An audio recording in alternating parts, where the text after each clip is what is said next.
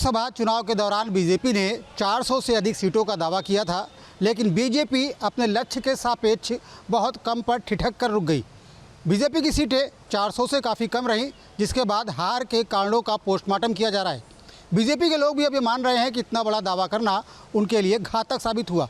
कानपुर के तमाम लोग हमारे साथ मौजूद हैं, उनसे बात करेंगे और जानने का प्रयास करेंगे कि उन्हें क्या लगता है कि वास्तव में बीजेपी अपने लक्ष्य तक नहीं पहुंच सकी, तो उसके पीछे की वजह क्या है। तमाम लोग हमारे साथ, उनसे जुड़ते हैं और बात करते हैं। वैसा भी बताइए, क्या लगता है आपको, क्यों बीजेपी अपने लक्ष्य को प्राप्त नहीं कर पाई, पीछे रह गई उससे? बीजेपी के जो प्रत्याशी हैं उन्होंने अच्छा काम नहीं किया जितना उनको करना चाहिए था। और मेरे हिसाब से तो 400 पार इन्होंने जो दावा दिया था वो सही हुआ एक प्रकार से कि नहीं हुआ। आने वाली 2027 में यूपी का चुनाव है, उसमें इनको थोड़ा सा अच्छा काम करना चाहिए, जैसे कि यूपी में होना चाहिए। और देखा जाए तो बीजेपी रोज़गार को लेकर अगर मैं कहूँ आपको, तो रोज़गार भी धीरे धीरे कम ही कर रही है। जैसे कि आप मान के चलिए रेलवे भी प्राइवेटाइजेशन नहीं कर वो आप कर रहे हो सब धीरे धीरे। और भी कई मुद्दे हैं, जैसे कि आपको बता दूं, आप गंगा नदी को ही आप देख लीजिए। गंगा नदी धीरे धीरे प्रदूषित ही हो रही है, और उसमें थोड़ा सा मैं मानता हूं कि और काम अच्छा कर सकती है बीजेपी, बस। और फिलहाल बताइए, क्या एक कारण ये भी रहा कि संविधान को बदलने का जो नैरेटिव था विपक्ष ने सेट कर दिया और ये जवाब नहीं दे पाए उस बात का कि हम संविधान नहीं बदलेंगे। 400 प्लस सीटों का दावा बीजेपी ने किया, तो विपक्ष ने कह दिया कि संविधान बदलना चाहते हैं। जी देखिए, ये जो डिक्टेटर की इमेज है, ये कहीं ना कहीं जो विपक्ष है वो कायम करने में बहुत कामयाब रहा कि अगर 400 पार अगर सीटें हो जाएंगी तो विपक्ष तो ख़त्म हो जाएगा। ऐसे में क्या है कि जो डिक्टेटर की इमेज है, जो नैरेटिव सेट किया गया, जो ये सारी जो एक एजेंडा जो विपक्ष ने चलाया इंटरनेट के माध्यम से और ये सारी चीज़ें करके, तो वो कहीं ना कहीं लोगों को सच लगने लगा कि अगर 400 पार सीटें जाएंगी तो ये किसी की सुनेंगे ही नहीं। तो कहीं ना कहीं वो जो 400 का जो इन्होंने नारा दिया कि अब की बार 400 पार, वो इन्हीं के लिए क्या हुआ कि उल्टा साबित हो गया। बीजेपी के लिए घातक साबित हुआ, आप कहना चाहते हैं? जी बिल्कुल घातक साबित हो गया। इससे इनकी सीटें खुद ही कम हो गई। अगर ये नारा ना देते और सही टिकट का वितरण करते तो कहीं ना कहीं मुझे लगता है कि 350 या 320 के आसपास ये आ सकते थे। आपको क्या लगता है, क्या वजह रही कि बीजेपी अपना पुराना परफॉर्मेंस भी नहीं दोहरा पाई, जबकि दावे बड़े बड़े किए इस बार? बीजेपी जैसा कि 2014 के बाद 2019 में 303 वोटों से मतलब जीती, लेकिन उसके बाद समस्या क्या आई कि इन्होंने बढ़ चढ़कर बोल दिया कि अब की बार 400 पार। लेकिन देखा जाए तो इनके जो प्रमुख मंत्री हैं वो खुद ही जानते कि हम किस लेवल पे हैं।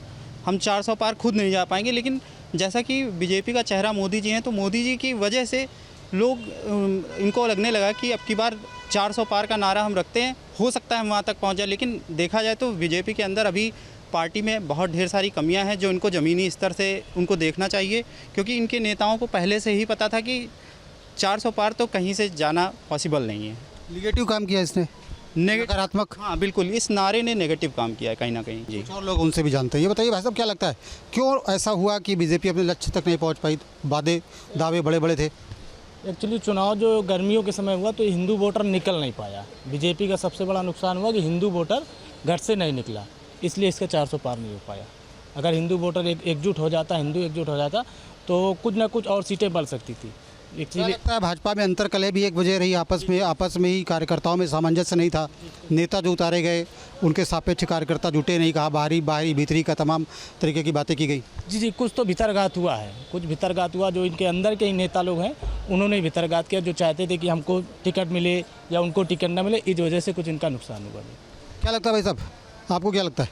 मेरे ख्याल से इनका जो टिकट देने का चुनाव था, सही सांसदों का ना चुनना, ये एक सबसे बड़ा कारण था बीजेपी में 400 पार ना हो पाने का। क्योंकि इनके जो सांसद जो इन्होंने चुने थे उन्होंने अच्छी मेहनत नहीं करी।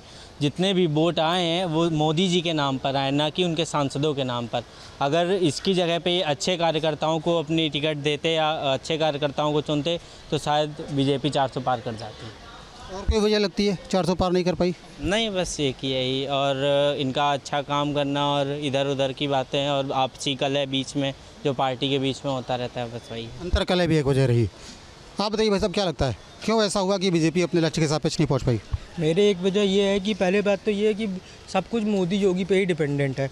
और बीजेपी जो प्रत्याशी है, पहली बात तो वो अपने कार्यक्षेत्र में उतरना ही नहीं चाहता है। और दूसरा बेरोजगारी, तीसरा पेपर लीक। ये बहुत ही बड़ी समस्याएं हैं यूपी में। पेपर लीक एक अहम मुद्दा रहा, क्या लगता है कि ये गया जनता के बीच में और इसको देख करके भी जनता ने वोट भी किया है? जी बिल्कुल, बहुत बड़ा मुद्दा है पेपर लीक, बेरोजगारी बहुत बड़ा मुद्दा है। क्या लगता है सब किन मुद्दों ने काम किया विपक्ष के लिए और बीजेपी के विरोध में क्या रहा? 400+ का नारा भी विरोध में गया। हाँ बिल्कुल, 400+ का नारा जो है इनके विरोध में रहा। इसके अलावा इनका ज़रूरत से ज़्यादा नए चेहरों पर भरोसा दिखाना और बेरोजगारी कहीं ना कहीं मुद्दा रहा। ये सब मुद्दे रहे इनके 400 पार तक न पहुँचने के। कुछ और लोगों उनसे बात करते हैं। ये बताइए, मतलब क्या लगता है बीजेपी अपने लक्ष्य के सापेक्ष नहीं पहुंच पाई, क्या वजह रही?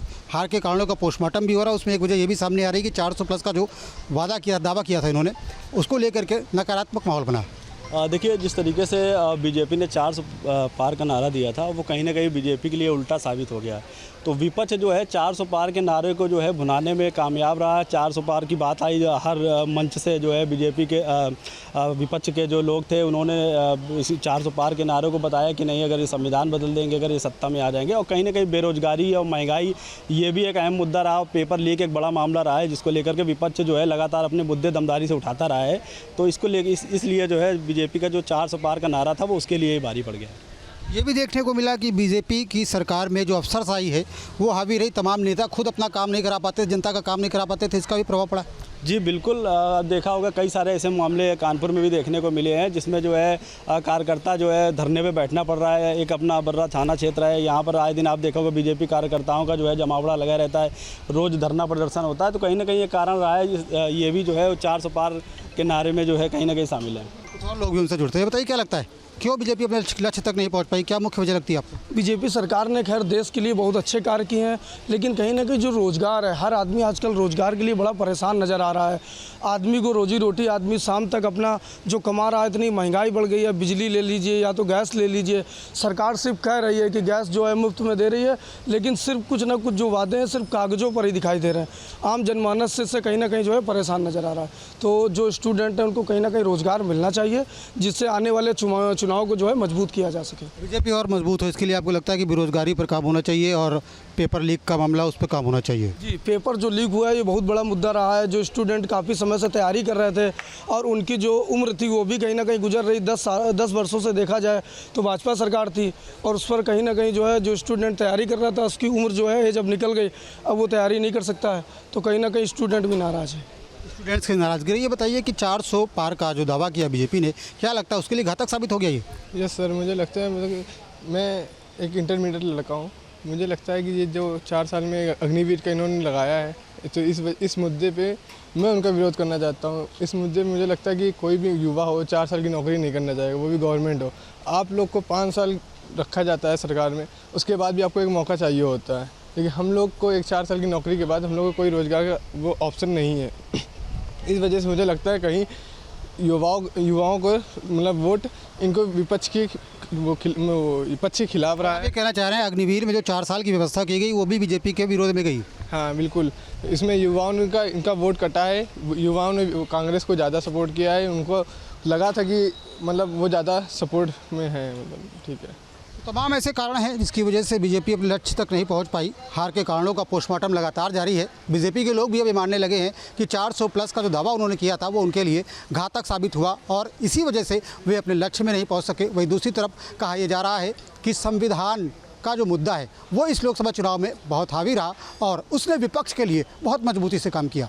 हालांकि हार के कारण अभी भी गिनाए जा रहे हैं, उनका पोस्टमार्टम किया जा रहा है, जानने का प्रयास किया जा रहा है कि आखिर क्या वजह रही कि बीजेपी पिछले 2 बार की अपेक्षा तीसरी बार इतना सफल नहीं हो सकी।